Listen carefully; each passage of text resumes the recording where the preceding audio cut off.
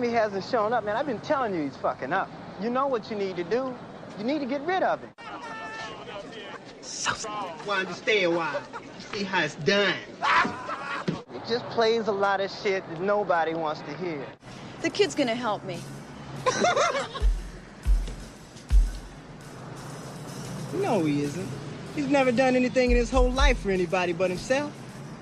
That's not true. Oh, yes, it is.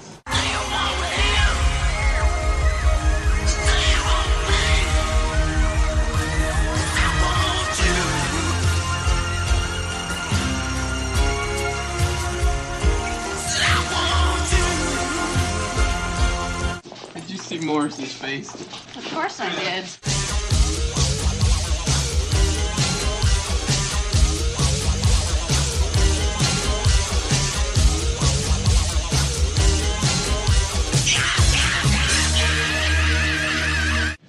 I'm gonna join Morris's group.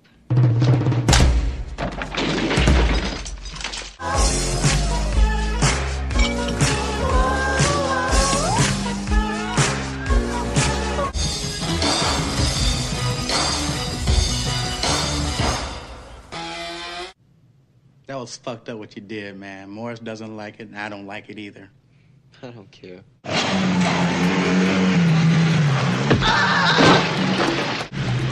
Motherfucker! You long-haired faggot!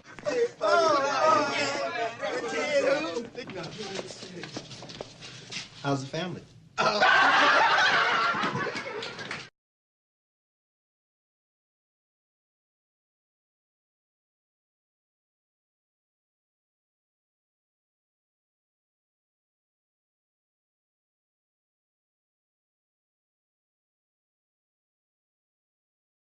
Hello, Prince. Hello, Detroit. How are you? All right, how are you? Well, Prince, I heard nothing but magic flowing down from the concert. How was it? A lot of fun. Should have been there. Well, you know what? I was driving home from the gig, wiping sweat off my brow, and I heard Automatic. And we just got through playing it. And we don't normally play that one, but went over pretty good, and I think it's because of you and what you've done for us and my thing. It's a good feeling. I just want to tell all my little motor babies that I'm just happy to be here, and it's just a fun way to spend my birthday, for sure. Happy birthday to you. Thank you. Prince, you've been the entertainer that has insisted on doing things one way. Your way. Well, you know, like, I worked a long time under a lot of different people, and most of the time I was doing it their way, and I mean, that was cool, but, you know, I figured if I worked hard enough and kept my head straight, one day I'd get to do it on my own, and that's what happened. So, I feel like I don't try to hurt nobody, and like I say, keep my head on straight. My way usually is the best way. Growing up in Minniewood, as it has been now called, simply because that is the hot point on this planet right now. Well, it's been called a lot of things, but it's always uptown to me. Uptown? Yes. What was it like growing up uptown? Pretty different. Kind of sad, to be exact. I mean, the radio was dead, the discos was dead, ladies was kind of dead. So I felt like, you know, if we wanted to make some noise and I wanted to turn anything out, I was going to have to get something together, which is what we did. And we put together a few bands and turned it into Uptown. That consisted of a lot of bike riding nude, but, you know, it worked. We had fun. So that's why I wanted to come here on my birthday, because I wanted to give them a little taste of where we live and get a little taste of where y'all live.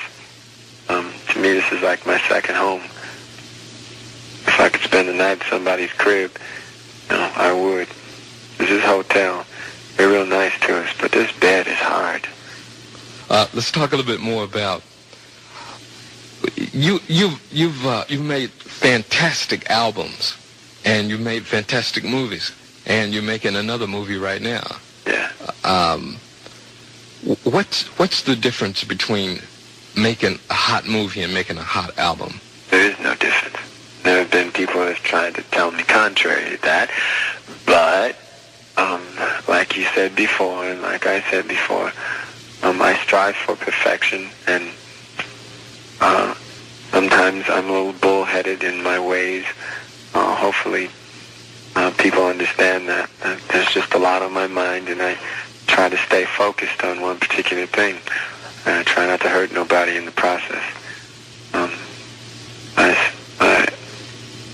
The movie's a little bit more complex, but to me it's just a larger version of an album.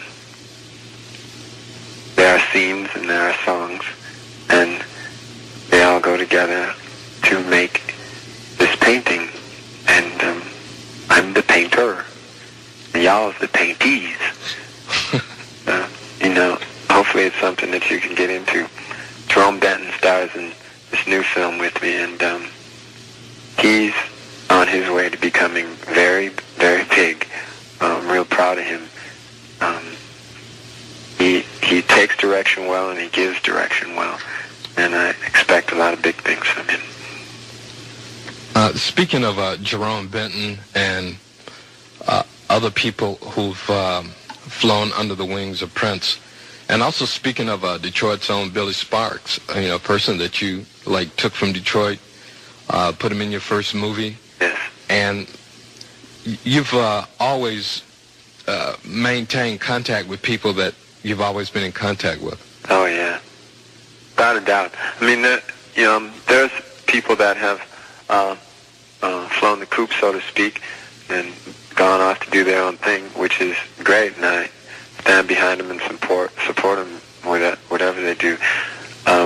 But contrary to rumors, we're all real tight still, and I have a strange feeling we're all going to be together again one day.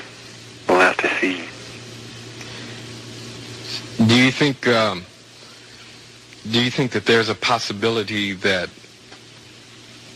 after this movie has been released, that is going to take place? I've just heard rumors through the grapevine that there's a possibility that the Time was going to record again. A possibility, that. Well, Mojo, anything's possible. Yeah. God willing, and hopefully everybody's head will be in the right place. I'd like to see all that happen. They were, to be perfectly honest, the only band I was afraid of. And they were turning into like Godzilla. And certain things happened, different waves flowed, different winds blew, and everybody fell apart. But I still love all those guys, and I hope they get back together, because I want some competition, Prince, speaking of the movie Under the Cherry Moon, could you tell us a little bit about that? God, I hate to blow the surprise, though, without blowing it, we know it's going to be in black and white. Yeah, it's going to be in black and white. And we know it's going to be quote-unquote hell of a. Yeah, it's going to be that. It's going to be that. All I can tell you is that you'll have a good time. I'm hoping that everyone understands where I was trying to go with it. It is like an album for me, and I put my heart and soul into it, and I worked very long and very hard. Jerome did the same, and there's a message behind it all, and I'm hoping that people think about it when they leave. That's the main thing. It's a lot of fun, but think about when it's over. There's a reason for it.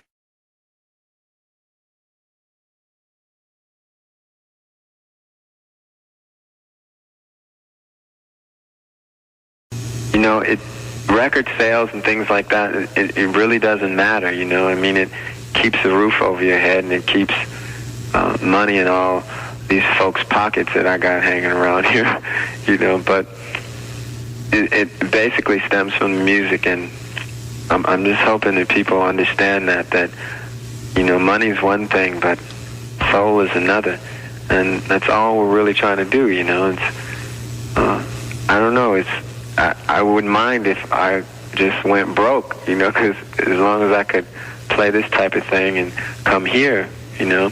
I mean, there were a lot of people there tonight, and they turned the lights on, and I looked up, and, you know, it brings tears to your eyes because it's just, you can feel the love in the room, you know. And that means more than money, you know. I could go on for hours because, I don't know, I just have fun, and I'm thankful to be alive, you know. What's a day like in the life of Prince? Work. I work a lot. I'm trying to get a lot of things done very quickly so that I can stop working for a while. Everyone's afraid I'm going to die. You say you are afraid. No, I'm not afraid. Oh. Everyone else is afraid. They think I work too much. I'm not afraid of anything. It's been said that that you work when you're working, you work when you're on the road, you carry your studio around with you, you get up in the middle of the night, you get an idea for a tune, and you get up and go do it. There's just no such thing as Prince being off from work. I mean, well, some people have even called you the workaholic, ever-moving one-man storm. Is that true? Well, I don't know. The thing is that when you're called, you know, and I hear things in my sleep. I walk around, I go in the bathroom and try to brush my teeth, and all of a sudden the toothbrush starts vibrating. That's a groove, you know, and you got to go with that, and that means drop the toothbrush and get down to the studio or get to a bass guitar quick, you know, and I don't know, my best things have come out like that. To me, making a song is like a new girl walking in the room, you know. You never know what's going to happen till all the things come together. And there she stands. And she says, hi, you know, and you want to take a bite of this orange? You bite it, and it's cool, and I send it to you, you know? I know.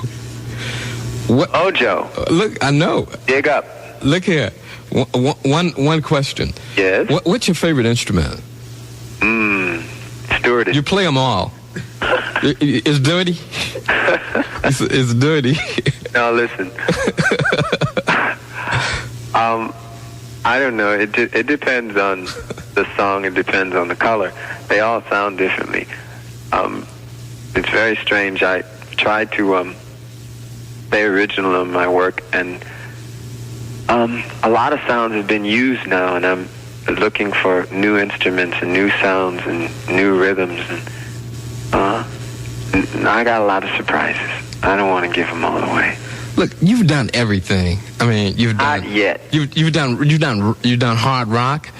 You've done some of the most sensuous ballads. No, we just scratched the surface with all that stuff. I mean, there's so many sounds. It's limitless. Some people say you probably have, you know, in your secret vault, in the Prince music vault, about 500 tunes that you've done that you haven't even considered using yet, that you could put out an album for the next 20 years, 2 albums a year. No, not that. I mean, 320 to be exact. Oh, really? But not 500. 320 songs? Yeah. That have never been released. Hmm? And it's been rumored that they all sound different. That's why probably each album that you release is just a little bit different. Yeah. They don't all sound different. There's a couple times I copied myself. It's all right. It's all right to copy yourself. You think you hit on something right, you try to do it again, you know. So I don't know. No, I try not to do that too much. If I do that, there's usually someone around, Wendy or Lisa, someone to say, hey, man, I've heard that, put it away.